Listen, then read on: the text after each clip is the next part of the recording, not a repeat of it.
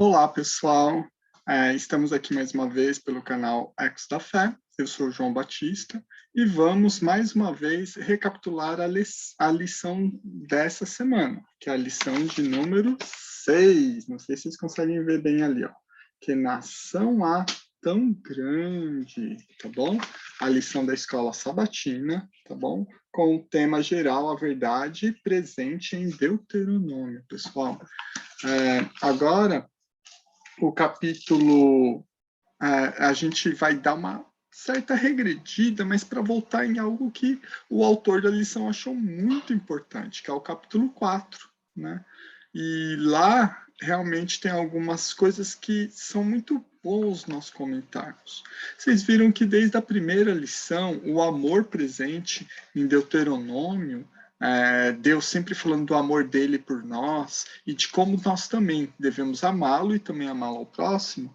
Ao redor, a gente foi vendo que a obediência também estava constantemente ali. Inclusive, a obediência aos mandamentos de Deus é uma das formas que Deus fala que nós podemos demonstrar amor por ele, obedecendo a ele. Ok? Tanto o Shema, né, da mesma raiz chamar, como a gente viu na lição, né, ele que quer dizer ouvir, tem o sentido, né, de obedecer. A gente sabe disso porque desde pequeno nossas mães, né, sempre tratam isso. Quando elas pedem para a gente fazer algo, a gente não vai fazer, pede outra vez e pede mais uma. Quando de repente alguém vem e fala: João, você não está me ouvindo? Vai lá fazer tal coisa. Então, o ouvir é obedecer. Até para nós hoje ainda funciona assim esse termo. Então, o Shema Israel é ouça Israel, obedeça, coloque em prática, ok? E o título da lição dessa semana, ele vem falando que nação há tão grande, né? E realmente, o verso áureo explica um pouquinho melhor o que quer dizer esse título, tá? No verso para memorizar se encontra em Deuteronômio 4, verso 8. E que grande nação há que tem estatutos e juízos tão justos como toda esta lei que hoje eu lhes proponho? Pessoal, eu sei que há muitos críticos da Bíblia, muitas pessoas que criticam um ou outro fato do que aconteceu, acabando negativando esse Deus que eu sempre insisto em apresentar como um Deus de amor. Mas, se analisarmos o contexto, a época em que o Pentateuco foi escrito, não há nenhuma lei em que ele se compare. E eu vou além. Até hoje, uma lei que foi posta, colocada em prática e funcionado tão bem, não existe. E a sabedoria dessa lei continua para nós até hoje. Tanto até que a gente pode se inspirar tranquilamente com todos os mandamentos que Deus deu àqueles israelitas e realmente pensarmos e repensarmos como estão nossas leis hoje. A questão da escravidão, ele não aboliu a escravidão, mas o tratamento que se deve dar a um escravo, muito semelhante a como você daria a si mesmo. Porque ele ainda sempre lembra, como foste escravos no Egito. Então, tinha um tratamento único para aquela época e muito humanizado.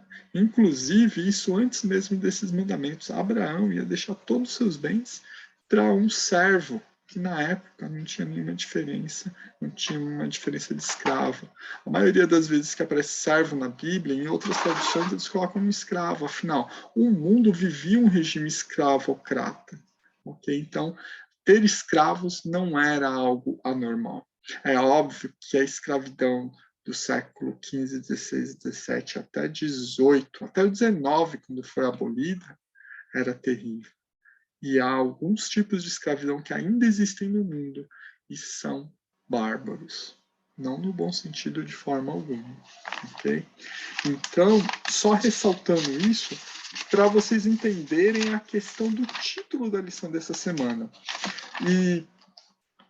E uma das coisas que a gente percebe nesse momento, quando Deus ele apresenta tudo o que ele fez, né, através de Moisés, no discurso de Moisés ele vai falando todas as coisas grandiosas que Deus fez, tudo como ele nos amou, como ele tirou Israel, né, do Egito com braço forte, com carinho, como ele teve paciência, como ele perdoou seus pecados. E depois ele disse: vá e obedeça. Né? Uma das questões que já mostram, logo no capítulo 4, verso 1 e 2, é de que tudo aquilo que Deus falou, todas as coisas que ele colocou como lei, como norma para Israel seguir, não deveria se aumentar nem se diminuir. Ou seja, tinha uma medida certa. Ah, João, então quer dizer que não poderia haver nenhum tipo de implementação, não poderia haver nenhuma maneira de se colocar mais uma ou outra lei, porque não era um problema no momento, mas depois se tornou? Não.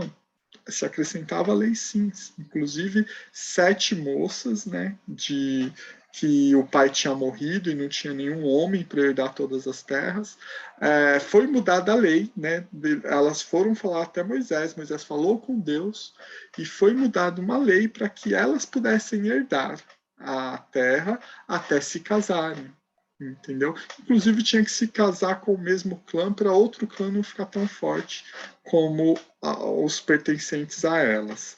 Então, as leis eram modificadas, sim, mas sempre no regime teocrático, sempre em orientação para com Deus. Né? Então, nesse sentido, sim, poderia ser incrementado uma outra coisa, de acordo, houvesse um senso comum de que aquilo não deveria mais ser feito, a lei já não teria sentido ou força, porque ninguém mais praticava aquele tipo de coisa. Então, nesse sentido, não tem problema. Mas, para torturar as pessoas, para aumentar, como muitos fariseus fizeram, na verdade não foram os fariseus que fizeram, né? Durante o decorrer da história judaica, né, foram aumentando e se preocupando em guardar tanta lei que eles colocaram vários apêndices à lei. E isso era errado. E quando a gente vai para Jesus, né, no Mateus 15, verso 1 a 9, ele fala realmente desse fermento dos fariseus, se referindo a todas essas leis que só serviam para oprimir. Fala, mas tinha tantas leis lá, 613, não sei o quê. Eles aumentaram ainda mais e oprimiam ainda mais o que era leve e que inclusive Moisés nem considerava um fardo, eles deixaram um fardo. Então ficou muito, muito difícil de obedecer. E na lição de segunda-feira vem falando de um momento muito difícil, né? E que dá pano para manga para muitos críticos da Bíblia a respeito disso, né? Que é o que aconteceu em Baal Peor.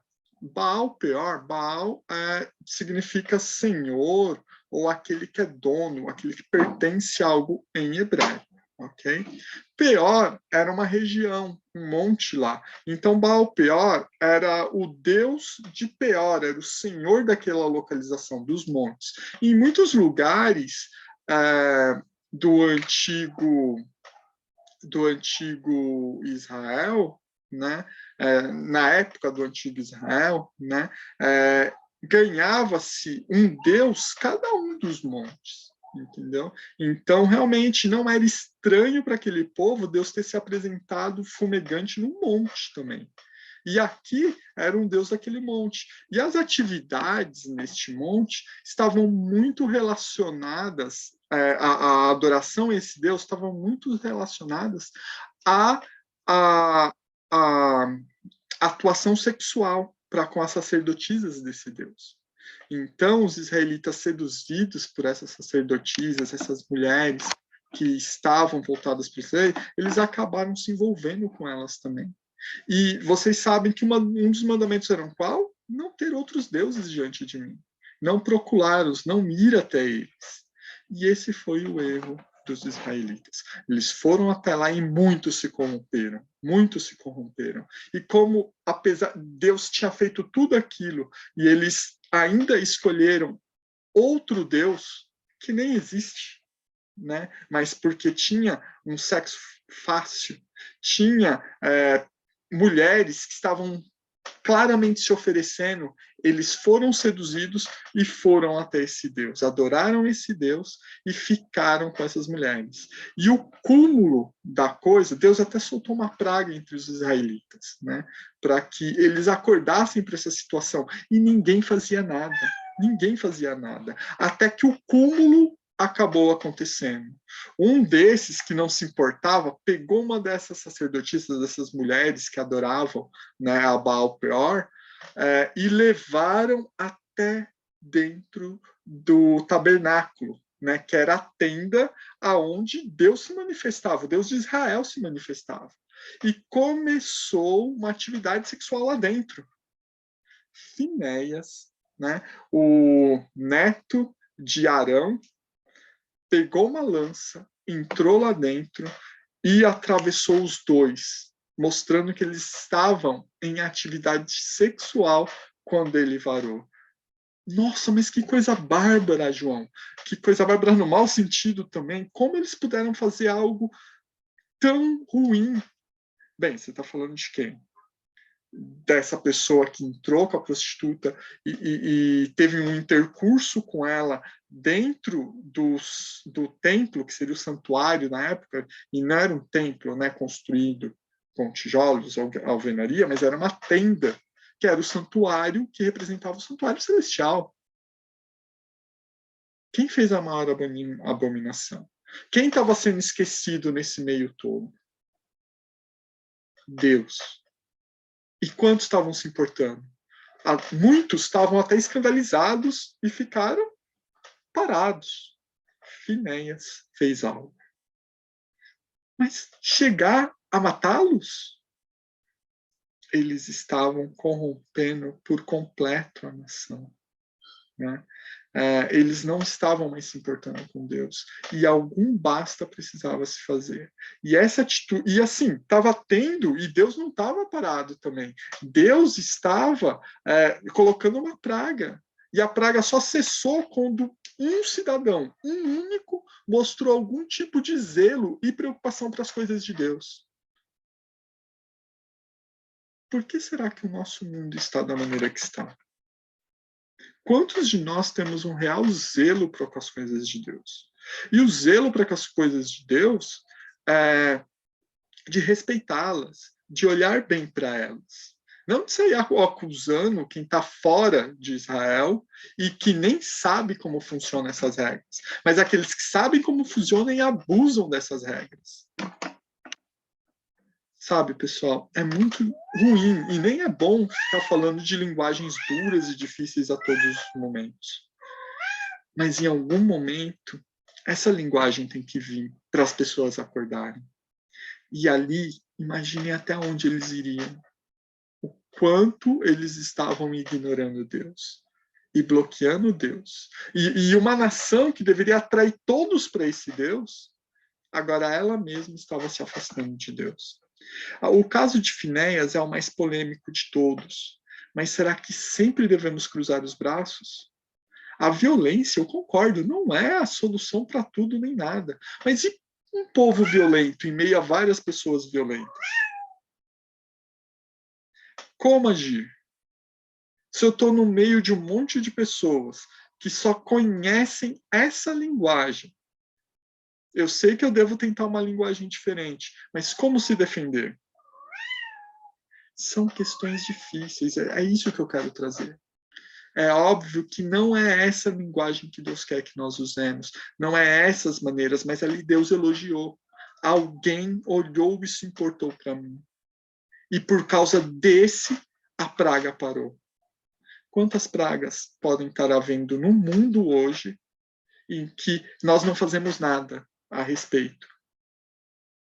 Talvez seja uma praga na nossa vida particular, não estou falando do coronavírus, apesar que a gente poderia parar e pensar, será que não é porque estamos cada vez mais esquecendo o nosso Deus? Eu posso definir isso, eu, João Batista? Jamais, não tenho como fazer isso. Mas eu não vejo como algo improvável pelo que eu estudei da Bíblia. Precisamos voltar para Deus, né? individualmente e como igreja. Mas vamos continuar, isso daqui realmente não ficou totalmente resolvido, mas eu acredito que eu coloquei uma luz ali, um caminho pelo que eu acredito, e se você tiver mais algo a falar sobre Finéias, né, ou qualquer coisa que possa ou confirmar ou até contradizer, achar ruim do que eu estou dizendo, fique à vontade, coloque nos comentários e aproveite aí já para curtir o canal, se inscrever no nosso canal e espalhe aí os nossos vídeos, esse vídeo, se você gostou, para os seus amigos que também se interessarão, tá bom? Então, na terça-feira, vem falando da questão da fidelidade. E a fidelidade para com Deus e os seus mandamentos trará vida. Ou seja, em Baal Peor, aqueles que se mantiveram ao lado de Deus como Finéias, eles se sentiam vivos. Vivos. Com abundância, como Jesus falou, né? Então, se aproximar de Deus, ficar cada vez mais próximo de Deus, entender esse Deus, tentar procurar ver que Ele é o soberano do universo, e mesmo quando Ele age de maneira que parece ruim ou negativa, é porque Ele está julgando ou tentando atrair a atenção do povo dele para acordar. Isso são atos de amor, atos que tentam fazer com que nós voltemos para Ele.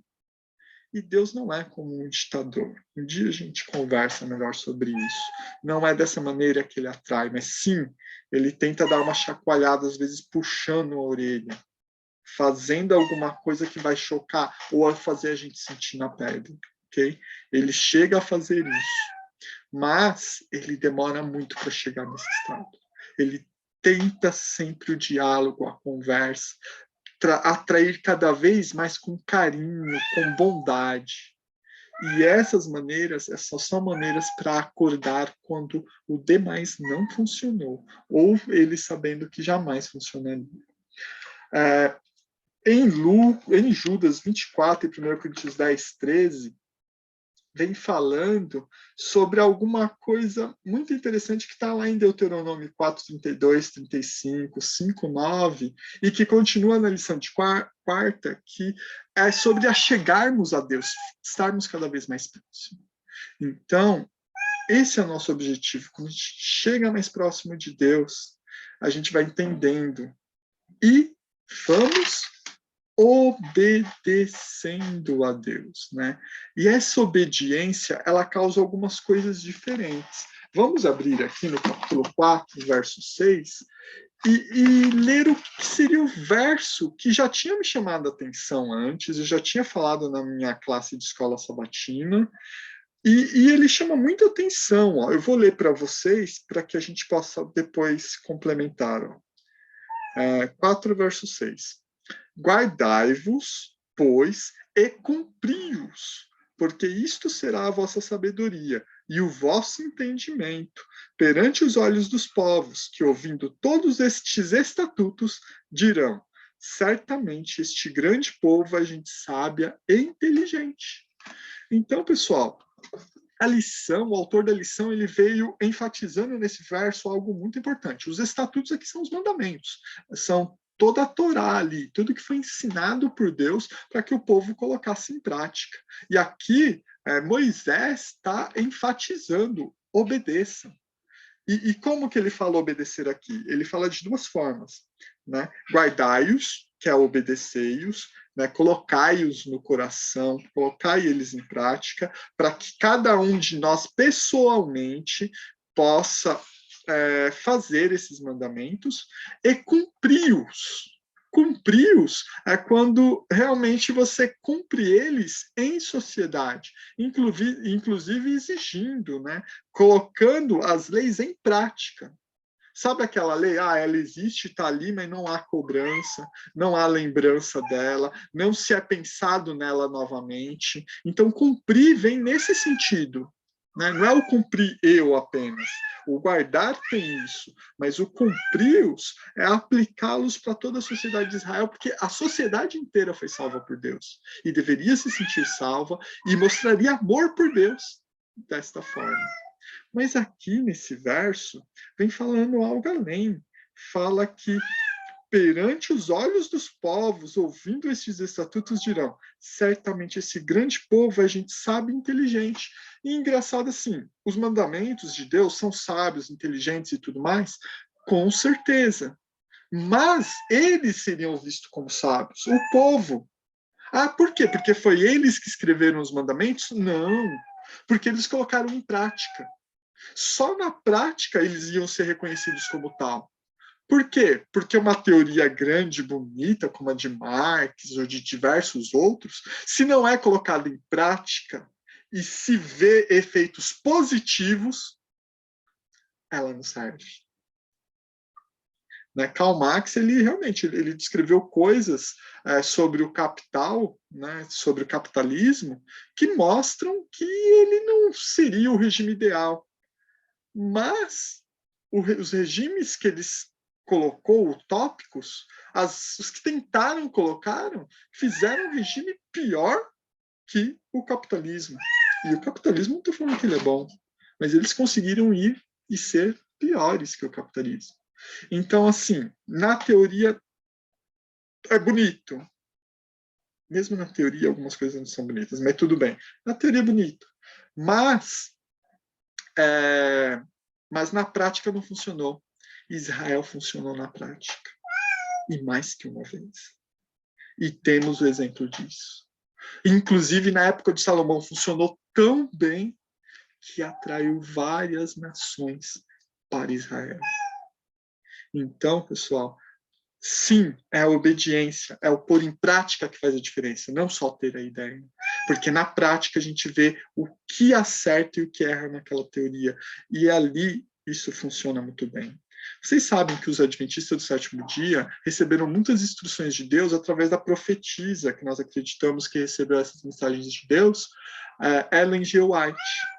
E ela instruiu diversas coisas que, quando colocamos em prática, o mundo admira. Um dos maiores exemplos foi eu esqueci o nome do lugar, Loma Linda, Loma Linda, entendeu? E em alguns outros lugares que fizeram essa pesquisa, inclusive em São Paulo, né, que foi feito, que o adventista que obedece grande parte do regime alimentar e do modo de vida que foi demonstrado ser o melhor para cada um de nós nos escritos de Ellen White, eles têm uma vida com qualidade muito melhor que a outra população. Então, isso é um exemplo do que já aconteceu com Israel e pode acontecer com cada um de nós. Quando ouvimos a orientação de Deus e andamos nessa direção. Então, por favor, eu sei que você e eu estamos na luta para obedecer. Eu tenho vários momentos que eu caio naquilo de não ter fé o suficiente para fazer uma ou outra coisa. Mas temos que continuar na luta, na persistência, porque esses mandamentos são bons, são puros, e eles nos fazem felizes. O mundo, ele mostra vários outros caminhos que podem nos confundir, mas os caminhos de Deus são únicos. Espero que você tenha gostado da reflexão dessa semana. Espero que a gente brilhe, mas não para chamar atenção para nós, mas para Deus. Afinal, se você vai lá no texto de Mateus 5, 13 e 16, ele fala que nós somos luz do mundo. E uma luz não pode ser escondida, ela tem que ser revelada, mostrada, para iluminar o caminho, o melhor caminho para todas as pessoas. Até o próximo vídeo. Tchau.